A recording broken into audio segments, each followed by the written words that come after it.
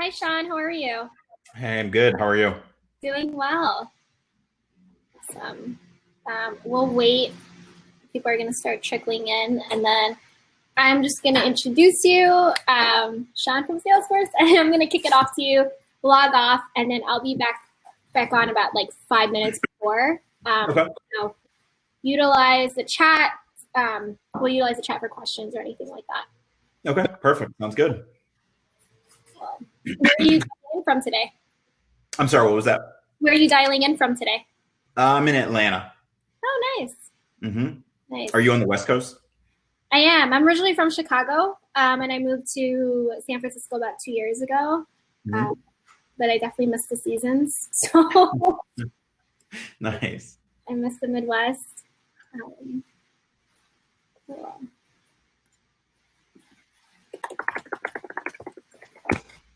Can I go ahead and share my screen too? yeah, go for it.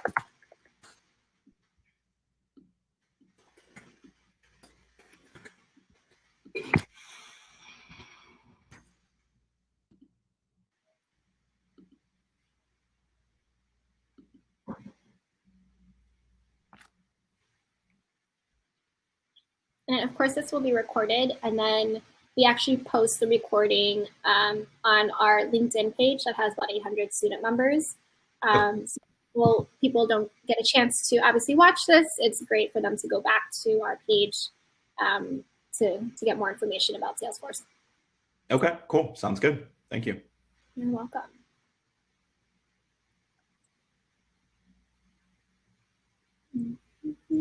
Does Salesforce have an office in Atlanta?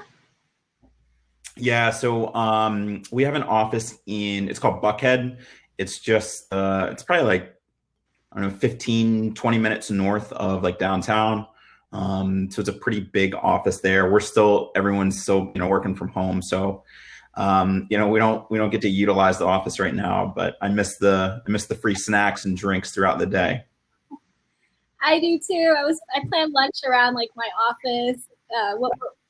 What's on the menu. Now I have to make it Mhm. myself, so But it's not yeah. fun anymore. Um, but yeah, my cousin's from Atlanta. She goes to UGA, hmm and I think she lives in Buckhead actually. So Okay. Yeah. Yeah. It's a pretty popular area, Buckhead. okay, we'll give it a couple more minutes, and then we'll get started. I know people tend to trickle in kind of late. How's the weather in Atlanta right now? It's good. Today's like beautiful. It's like sunny and probably low 90s. I went out this morning. I haven't been outside in a couple hours, but I'm sitting here looking out the window. It's like a sunny, beautiful day. For the most part, probably the last like 3 or 4 days have been pretty nice. Saturday it rained, but can't complain too much. And we are having a massive heat wave in California, like Uh-huh. 90, 100, 102, I think, at one point. Wow. Okay. Yeah, I don't do well in the heat. That's why I'm like a four season kind of person. So I Uh-huh. can deal with it for a short amount of time. But yeah, it is so hot. Like I had to buy new shorts and stuff because I just, again, don't do well in the heat. Yeah, yeah. I moved here from Florida, so I lived in Tampa for the last 3 years.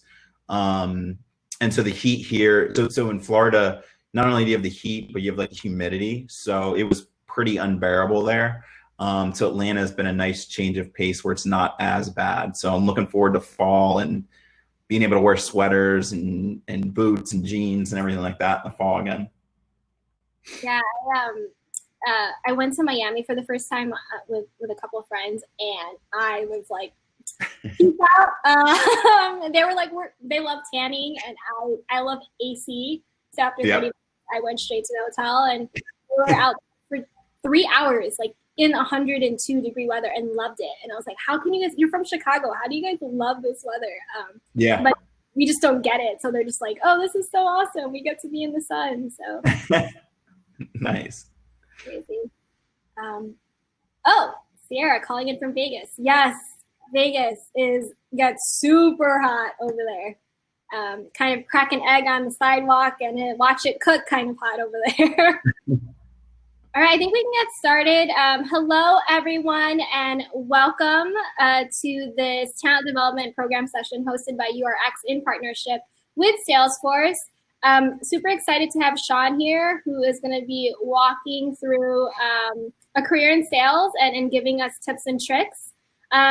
Just an FYI, we are going to be picking a winner at the end of this to be doing a resume review with one of our recruiters, so please stay on for the whole time. And then I'm going to kick it off to you, Sean. Awesome. Thank you. Thank you. Well, really excited to be here. One thing, too, I want to mention here at the beginning is I want this to be as interactive as possible. So please use this chat function. I'm going to be asking things throughout. So feel free to type into the chat. I've already seen some people. Matt, welcome from Toronto. Lane, my teammate, thank you for joining. I appreciate the support. Iris from Toronto, I see you as well. So thank you for joining. So please feel free to, introduce yourself. And as we're going along, feel free to type into the chat. So let's go ahead and get started.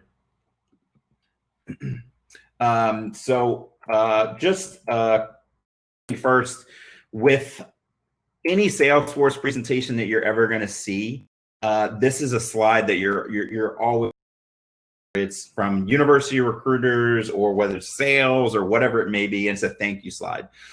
So we are always wanting to thank anybody that we're able to connect with and meet and speak to.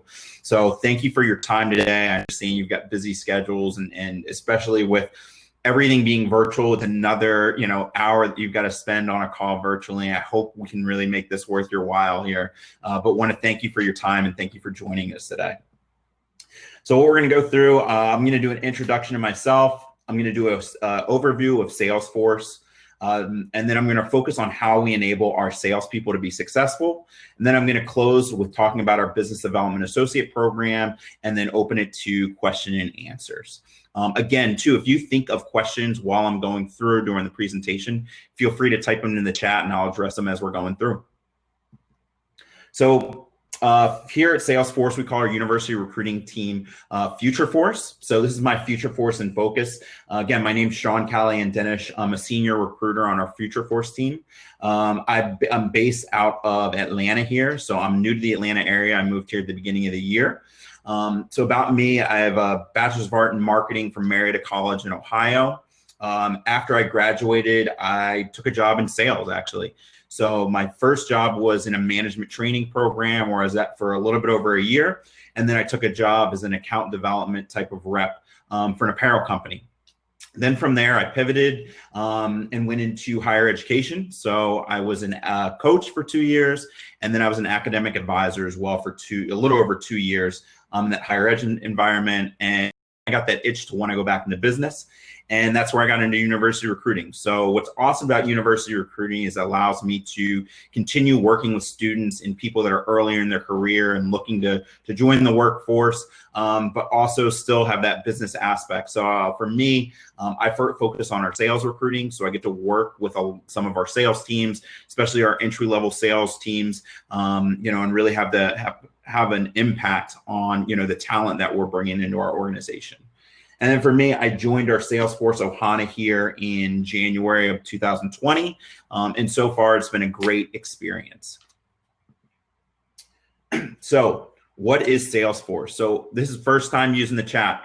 In the chat, anybody know what Salesforce is or heard of Salesforce, or what can you associate Salesforce with?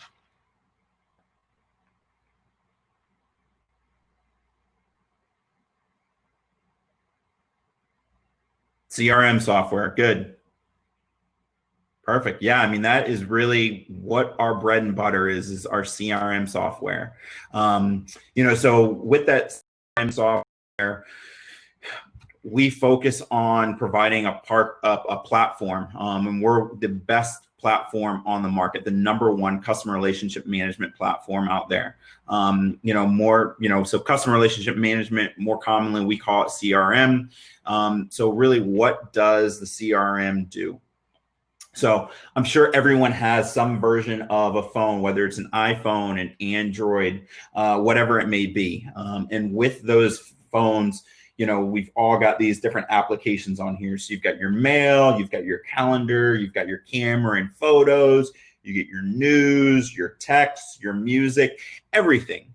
So all these are different apps. So if you think about an iPhone, Apple makes your iPhone, but then your apps are made typically by other people. So Apple certainly has their own apps, but if you think about it, we've got way more apps that are from different sources. And when you go into the App Store, you've got millions and millions and millions of options.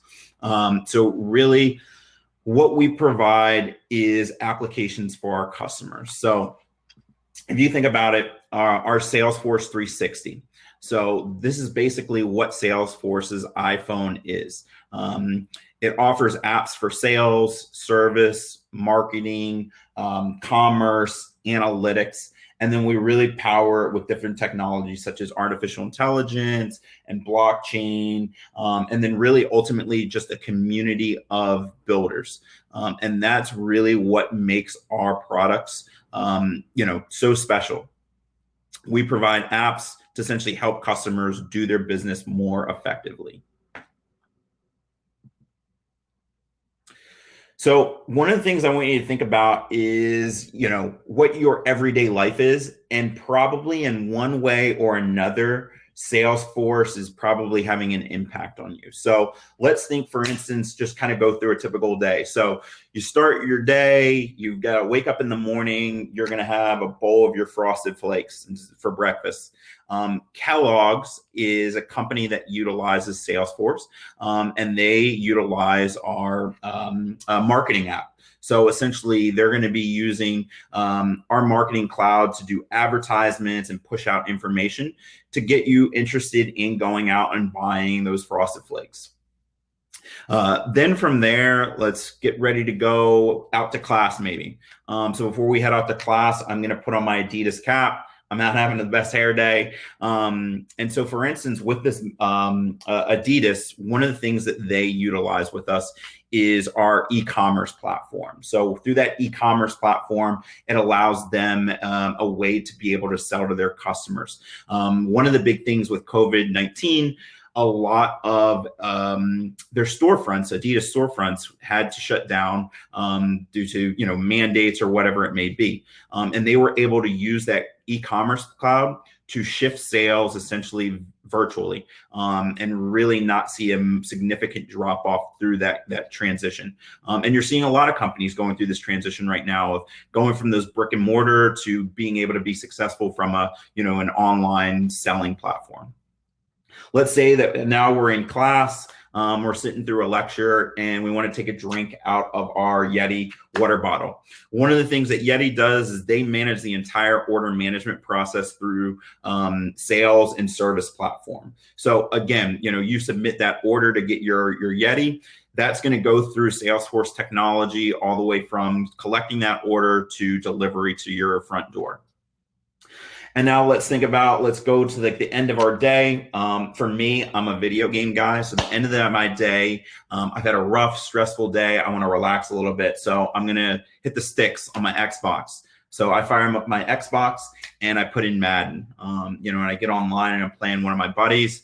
And what EA Technology, who produces Madden, does is they utilize Salesforce to push updates for maybe updated rosters or updated content on the gaming platform, as well as ways for the platform to be interactive with other people while playing online. And then one of the newest aspects to Salesforce is our Work.com platform. And what Work.com is it's really a response to COVID-19. So it's a platform that helps our customers essentially, get up and running. So some of the solutions that it provides are it can help companies with contact tracing, employee wellness, staffing, all of those different challenges that companies are facing as they go back to the office. Work.com really helps them address. So right now we've got 35 states on board and countless companies that are using this platform. One notable one is University of Kentucky. As they're getting ready to head back to school, they're using work.com to manage that reopening of campus. So Kentucky's got over 30,000 students and then over 8,500 faculty members. So they're trying to make sure that they can provide as safe of an environment for everyone coming back to campus as possible. And work.com is really helping them do that. And so one of the big things that we focus on here at Salesforce is our values. So they're super important to us. And there are 4 key values for us: trust, customer success, innovation, and then equality. So with that trust, we focus on providing open, honest, clear dialogue with our customers, but then also internally between employees here at Salesforce. For customer success, really we provide the highest level of service possible. And one of the things that we say is when our customers succeed, we at Salesforce succeed. We're, a company of success from our customers.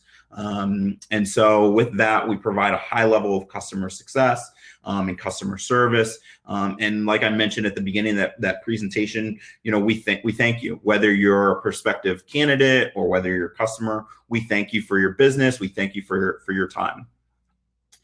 Innovation is really what has made Salesforce such a powerful tool, and so with such a large market share, essentially. So providing that technology to help customers address their challenges, and then with that technology, we're constantly making improvements and enhancements, to stay up within the market. And then equality and diversity. Obviously, that's a huge aspect for us. It's a very popular topic right now. So we want to allow the employees to bring their best selves and their unique selves to work. So equality throughout the workplace is huge. And I'm going to touch on that here in a couple of slides. So one of the big things that we focus on here at Salesforce too is what we call our 1-1-1 model. So through that 1-1-1 model, we give 1% of our time through what we call VTO, volunteering time off.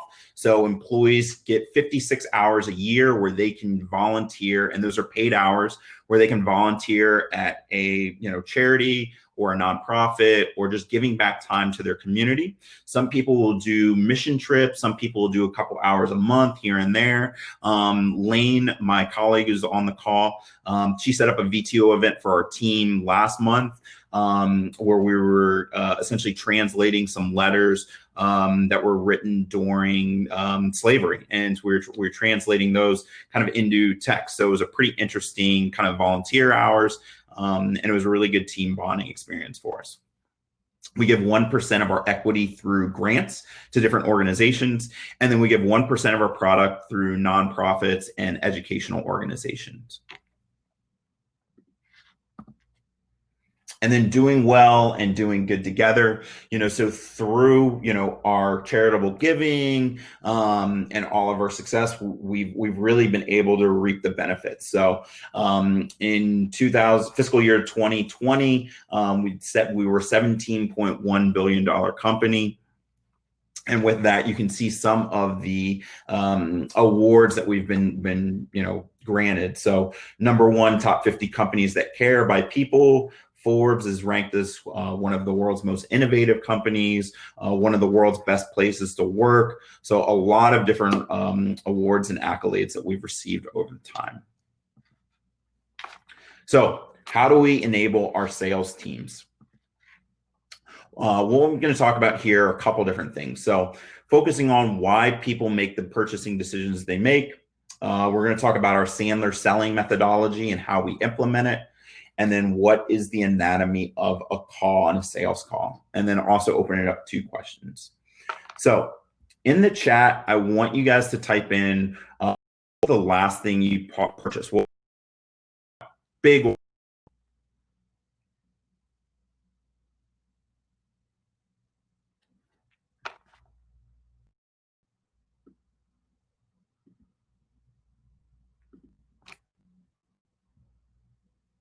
Houseplants, shoes, okay? A book, desk, a Venus flytrap, excellent. Headset with mic, very crucial. A lamp, definitely. I just bought my lamp a couple weeks ago right here. Good. So we've all made purchases. A bike, good. Yeah, get some exercise, right? Some exercise and transportation. So for me, the last thing I purchased, air purifier, good. For me, the last thing that I purchased was this morning. I went and got an iced coffee. So in the process of purchasing that iced coffee, I went through a lot of different stages. So I woke up this morning. I said, I want a coffee. It was a craving that I was having. And so I went through a whole bunch of different steps. So my first step was, where do I want to get my iced coffee from? So I thought, well, there's a real kind of bougie coffee place right around the street, but I'm going to get a little coffee and I'm going to pay $6 for it. So I don't know if I want to go there. What are my other options? And go a little bit further, and there's a Dunkin' Donuts and a Starbucks. And so then I had to go through my next set of questions. Okay, with Starbucks, I've got to order with the app, which is kind of a for me, and it's a little bit more expensive, and the line tends to be a little bit longer sometimes. Or I can go to Dunkin'. As I'm driving up, it looks like there's nobody in the drive-through. And I kind of like Dunkin' a little bit better. It's a little bit cheaper. And for me, I like a sweet coffee. And so theirs is a little bit sweeter. So I decided to go to Dunkin'. I get my coffee. I pay my $3. And so there's a lot of different things that go into it and my experience there. So it was a pretty seamless and smooth process. I pulled up to, the microphone. They asked me, what do I want? I told them what I want. I pulled around to the window. When I got to the window, my drink was already ready. I handed them my debit card. They swiped it, handed my card back, handed my drink, and I was on my way back home. So everything that kind of went through that entire cycle of one, making a decision, where do I want to get it? What was my experience like? Those are all aspects of, really what that kind of sales process is and the decisions that we get to make as consumers. And then as essentially companies, they are, putting out products, they're putting out an experience, and they're tailoring that specifically to customers so that they make the decision to go with them. And as you guys all went through those processes of buying those different things, whether it was a bike or a plant or a lamp, all those companies or where you bought them from, had salespeople at some level where you may have interacted with them, and really, enhance the experience or made the experience not so great. And maybe you won't go back and buy. And that's really something that we go through and focus on, throughout our sales process. So when thinking about companies buying technology, there's two big areas that we focus on. Either companies are trying to address a pain or they're trying to amplify a gain. So some of the pains could be they missed a number. So for instance, they could have fallen short of their target revenue for the last 3 quarters. Maybe they've got inefficient salespeople. So for whatever reason, their salespeople are getting bogged down and they're not hitting their KPIs and their targets and they're coming in under quota. Or businesses stop growing, or even business is bleeding, customers are leaving. And so really it's trying to address those issues and really stop the bleeding. Or there's gain, so things could be going really, really well. So the business could be rapidly growing. If you think about COVID, one of the companies that has grown a ton because of COVID was Zoom and these, digital platforms to be able to connect from a video standpoint. They've seen rapid growth because everyone had to shift and figure out a way to keep doing business. So that rapid growth, or a new product release. You've come out with a new product. You really want to focus on that marketing aspect, getting it out there, getting the word out there, getting customers interested in your new product. Or you could have a recent round of funding. So you've got new investors, or you had a really strong quarter and you want to reinvest those funds back into the business to help your business continue growing. So those are some of the ways that you can focus on, ways that we are viewing customers and opportunities to sell our technology to customers. And so with that, we've got a set of different salespeople here. And a little bit later in the presentation, I'm going to go through what each one of those kind of levels and areas of those salespeople go through and what their responsibilities are. But really going to focus on the anatomy of a call. So this is really kind of that funnel, and there's three primary levels to that essential sales call or prospecting call. So you've got level one, and level one, you want to identify what the customer's pain is. What are they struggling with? What are they having problems or issues with? Number two, you want to find out what the reason behind that pain is and how it's impacting the business. Are they struggling financially? Are they losing customers? What you understand the impact, especially the impact personally to whoever you might be talking about. So some of the questions that you might ask during each one of those. So if we're focusing on level one, maybe they've reached out to Salesforce and come to our website. So we might prompt and ask, what prompted you to come to our website? What challenges are you facing? Tell me more about your current situation. Can you be specific about what your pain points are? And what are some of the things that you may have tried in the past to fix these issues, and why did or why didn't it work? And then in that level two of questioning, the reason, you're going to focus on what is the financial impact of these challenges having on your business, what caused these financial impacts, how long has this problem been going on, has it been getting better or worse over time? Those are really those level two questions you want to ask. And then those level three questions are, how is it affecting you personally in your role? What would this mean for your job if this problem or challenge isn't corrected? What does this fall on the list of priorities? Is it a large priority? Is it a medium priority? Or is it a low priority for you? All of those are going to be those fact-finding questions that to really get insight into what their current situation is. And while you're going through that, you're going to be able to figure out what are going to be the right solutions, to each one of these problems. How can I apply the products that we have here at Salesforce to match these customer problems and these customer pain points? And then you're going to move into, as you're going through that questioning period, you're going to focus on asking those open-ended questions. You don't want to ask questions that are yes, no. You want to ask questions that are going to get the customer talking and speaking and opening up. Those are really, the crucial aspects to, being able to fact find and figure out what the customer is struggling with and what essentially they need help with. And then when we focus with our salespeople, there are really 7 competencies that we're looking for and that all of our salespeople essentially have. So the first one is curiosity, and that really goes to the question asking aspect. Are they going to ask the right questions? They want to find out what the problem is. They want to have and build that rapport and relationship with the customer. And if you think about like different sales experiences, the way we focus and tailor our sales experiences around that Sandler selling methodology that I mentioned. And so with that, it's focused on 2 examples. Think about when you're in the mall. So the year is 2019. No one really has heard about COVID. Things are great. Business is booming.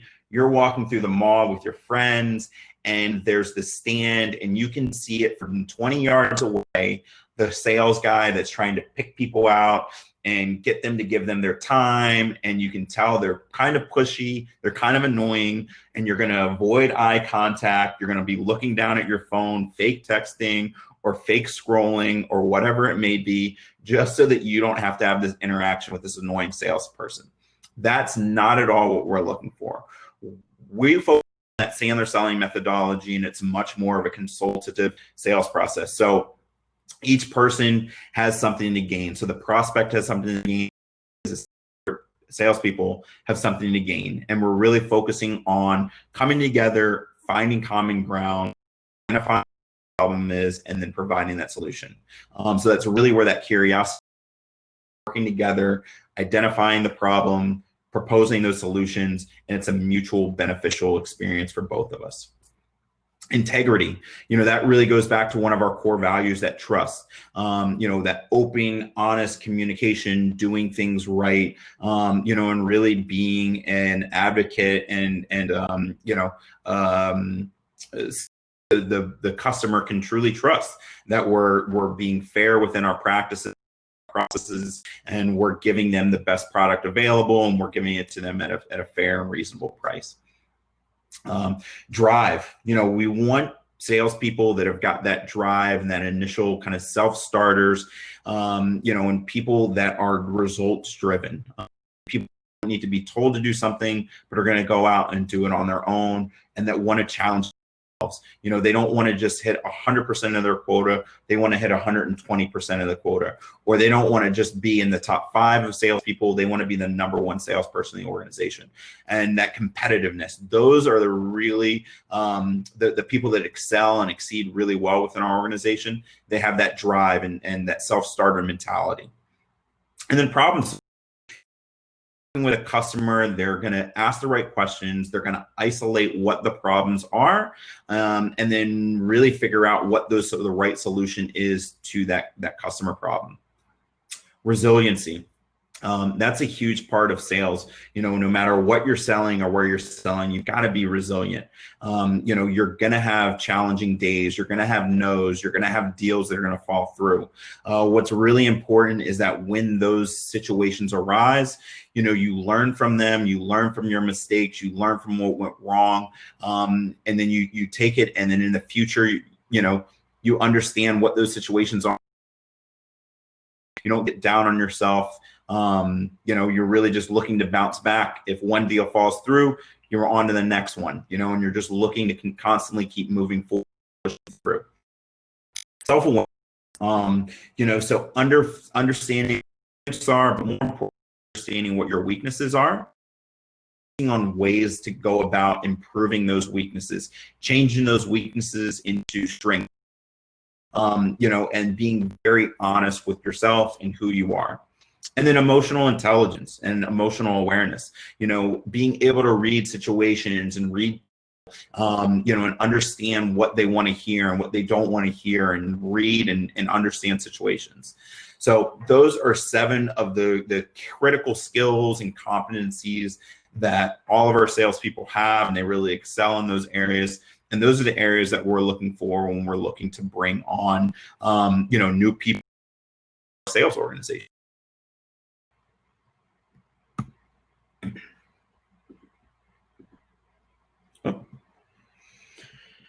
And so, focusing on our business development associate, our inside sales program. And so that's one of the roles that I recruit for. And it's one of the entry-level stages within, starting a sales career here at Salesforce.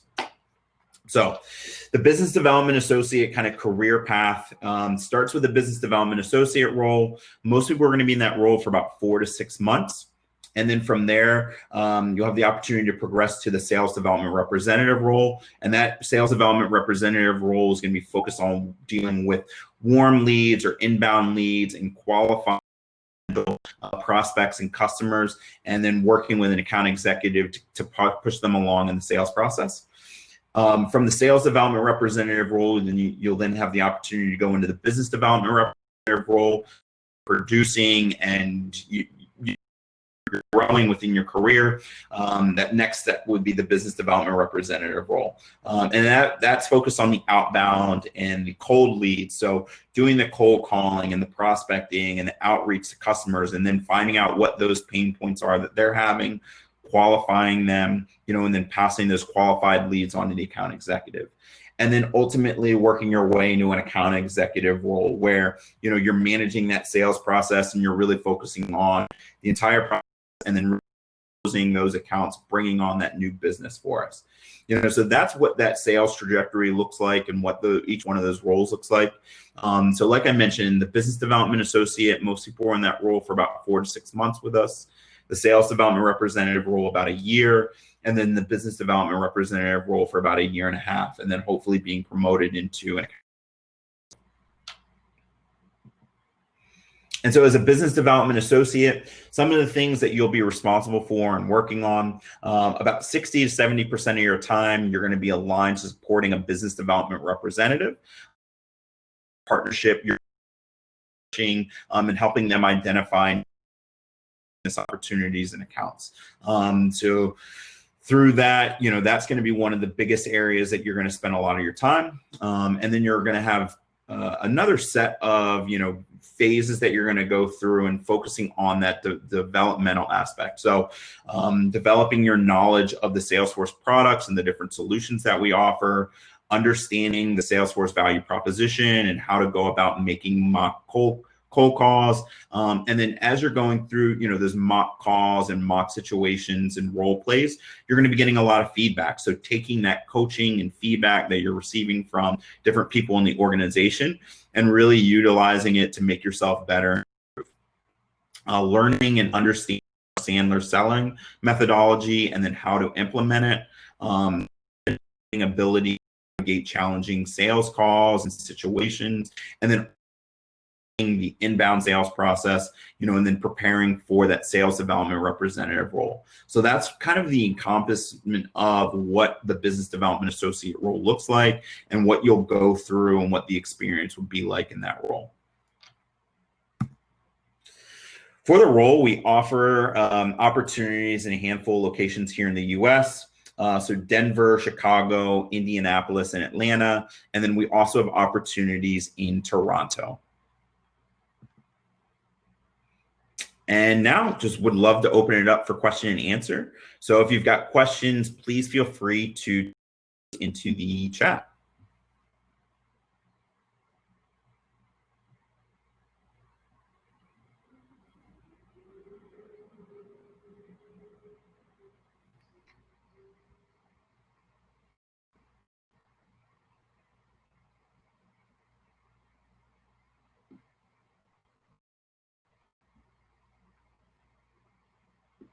What's the perfect candidate for this role? I think it's going to be a candidate that embodies a lot of those 7 sales skills that can't be taught.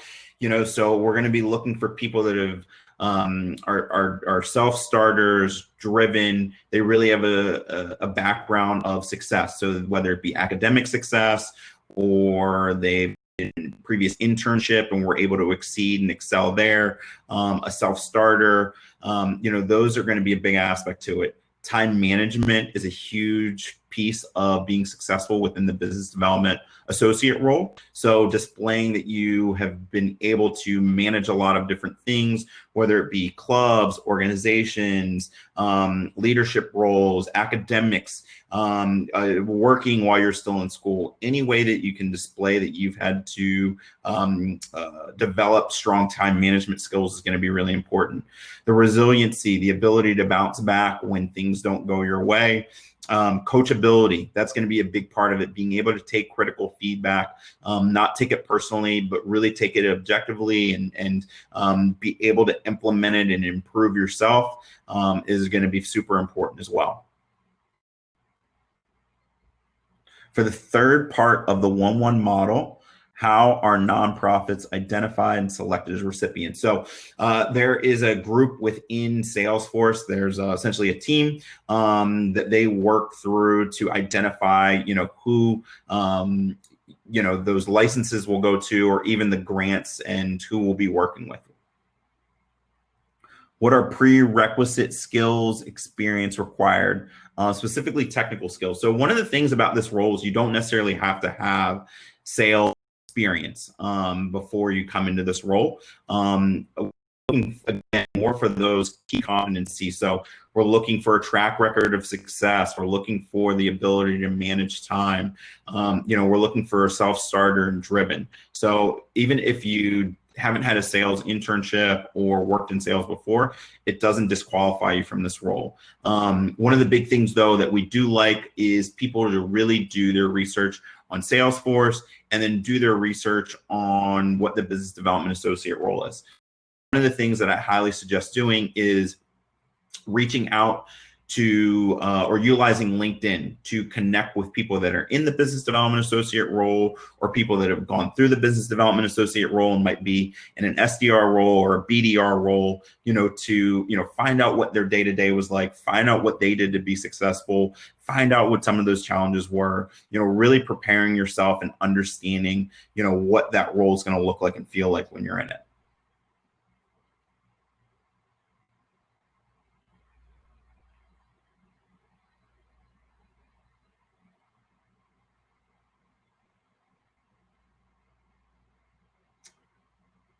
Other questions? And they don't just have to be about Salesforce. They can be professional development. They can be resumes, interviewing. Yeah, what is the interview process like? So good question. So typically it starts out with a phone interview with either myself or one of my other colleagues from recruiting. And then from there, we typically make decisions to move forward to either hiring manager interview, which is typically a 30-minute interview, or moving forward to a panel interview, which is typically about an hour-long panel interview. And that's with a business development associate manager and a panel of managers from the sales development representative role and organization as well.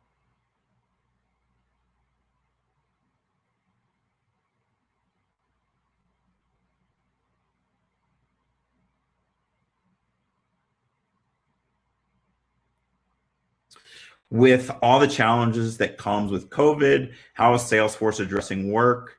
Will you be remote? Will you be a remote first? So right now, one of the things that's been really, really good is that we've had a lot of transparent communication from, our leadership. And so right now we are still primarily in the United States in a remote working environment. And we've really been able to still continue on. So on board and start remotely. Our technology teams and our recruiting organization and our operations teams have done a great job to really try to make it as smooth of a process as possible for onboarding. The goal is for us to hopefully someday get back into the office. And our leadership team are working through those. They're working with local governments to identify when that day and when that time will come.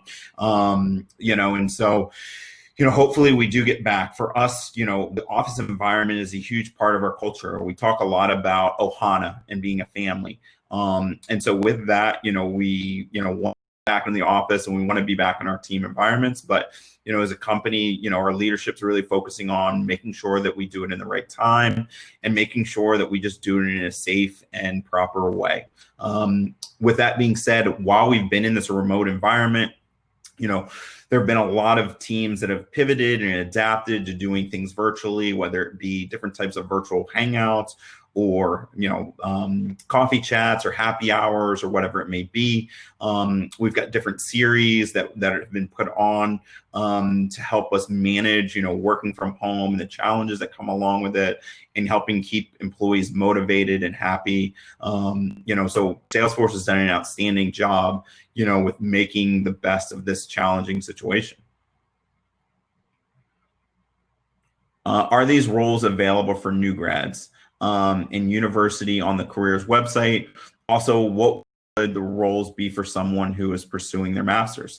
So good question. So so the business development associate role is really focused on that new grad right out of school opportunity. So for the business development associate role, you are eligible for that role essentially up to 1 year from your graduation. So let's say you graduated this past May 2020, you'll be eligible for the business development associate role all the way until May 2021. And for us, we do hiring on a role basis. So throughout different months and when we have opportunities come available, we'll post that business development associate role onto our careers website, and then you can go ahead and apply. We post our roles one quarterly. So roles for Q1, Q2, Q3, Q4, and then we post them by location. So there'll be a specific posting for Chicago, a specific posting for Denver, for Atlanta, for Toronto, for Indianapolis. And then you can apply to whichever location and whatever applies best for your situation. If you're going through a master's or pursuing a master's, you're still eligible for it. Again, that 12-month graduation requirement still applies. So, whether you're graduating in the future or you've previously graduated with your master's, you'll still be eligible up to 1 year from your graduation date. When will the applications open? So right now, working through with the business, we've had a couple of groups in the business development associate role over the last couple of months. So we're kind of in like the early stages of identifying more candidates. And one of the things that I'm going to put in the chat right now too is our candidate, we call it a candidate pipeline. And what this pipeline does is it allows you to stay connected with Salesforce and with us. And we'll be sending out different communications as well as information about different events that we'll be hosting. So this upcoming fall, we'll be hosting both a session for United States candidates as well as Canada candidates, business development associate role. So we'll be talking through more in depth what the role looks like. We'll have possibly a former business development associate or a current business development associate talk through what their experience was like. We may have a manager on there talking through what their expectations are and what they see from successful BDAs and what they're looking for in the interview process. So that's a great way to stay connected. So I just put the link in the chat. Essentially what it is, Google form, you can fill it out. It'll only take a couple of minutes. We're really trying to get your contact information when you graduate, a copy of your resume, and then from there we'll put you in that pipeline and we'll be sending out future applications to stay connected with us. I joined late, so this may have been addressed, but does Salesforce have more technical customer-facing roles for new CS grads, like roles similar to sales engineering? Yeah, absolutely. So we've got success grad roles. We've got, again, very technical roles if you're looking to do coding, developing. We've got new grad as well as internship roles for those. So we've got a wide variety. For myself, I focus on recruiting for our sales organization, but it doesn't mean that's the only type of roles that we're recruiting for from a new grad standpoint. One of the best things to do is check out our Future Force Careers website, and I'll put a link to that Future Force website as well. From there, you can read testimonials, you can better familiarize yourself with who we are at Salesforce, and then there's links to search for internships as well as new grad and MBA positions.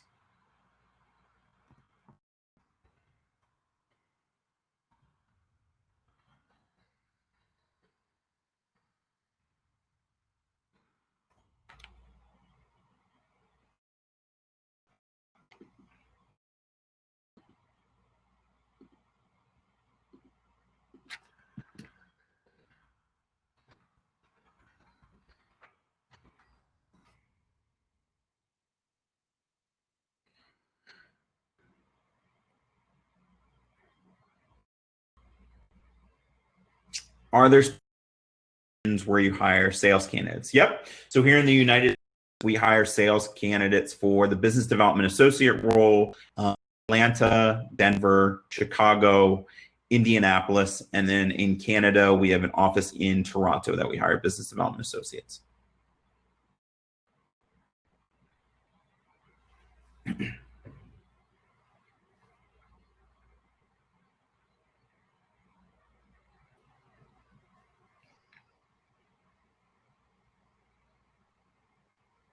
Hey, Sean, how are you? Any more questions for Sean?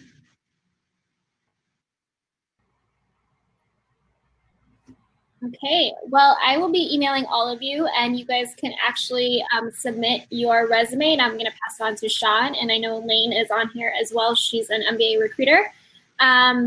First of all, thank you, Sean, for this incredible information. Oh, Iris just said something. Favorite thing of working at Salesforce? Okay, cool. Yeah. So favorite thing. So I think really just kind of the culture. So earlier we talked about Ohana, but really that team environment, and it goes across no matter whether you're in recruiting or you're sales or you're in technical role. Everybody really is on that same team. We want to see everyone succeed, even within sales. So within sales, you've obviously got your specific targets and KPIs that you're responsible for hitting. But it's still a very team-driven environment where we want to see everyone succeed. When everyone succeeds, Salesforce succeeds. So it's not a cutthroat or backstabbing environment. It's an environment of encouragement and really pushing and driving each other to be the best we possibly can be. And I think we have a question from Jonas. When it comes to technical roles, is a college degree a requirement? For most of our future force roles, it is. At least we're looking for at least a bachelor's degree, but it doesn't mean for all roles. So, one of the things I'll suggest is, just search for what are different opportunities are, in those requirements or educational standpoint on each one of those requisitions and what we're looking for from a background and experience and all that.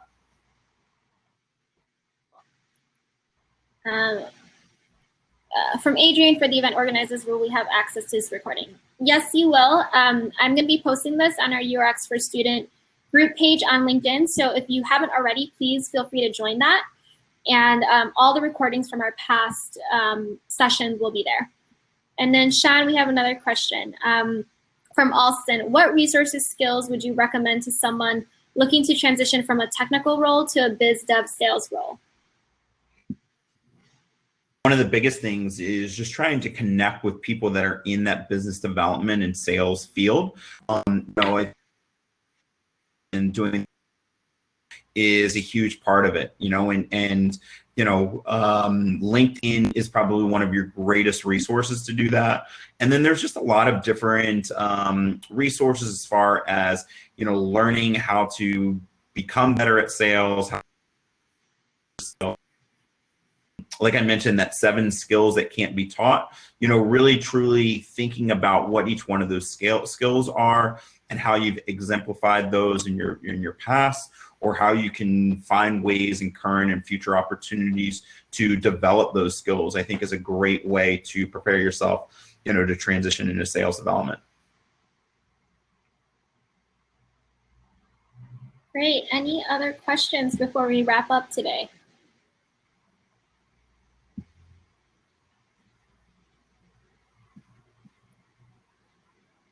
Okay, I think we don't have any more questions. Thank you, Sean, for joining us today and for a great presentation. Our winner for resume review is Sierra McCrae. I will get you connected, and we'll get you connected with Blaine from Salesforce, who will actually be reviewing your resume. So congratulations on that. And if there are any questions, definitely feel free to reach out. We do have a UX student group. Again, we will be posting this session if you did miss it and join late. And we can share your resume as well with Sean and, of course, Lane, who's on this call. Thank you all so much, and I hope you all enjoy the rest of your day. Bye, everyone. All right, thanks, everyone.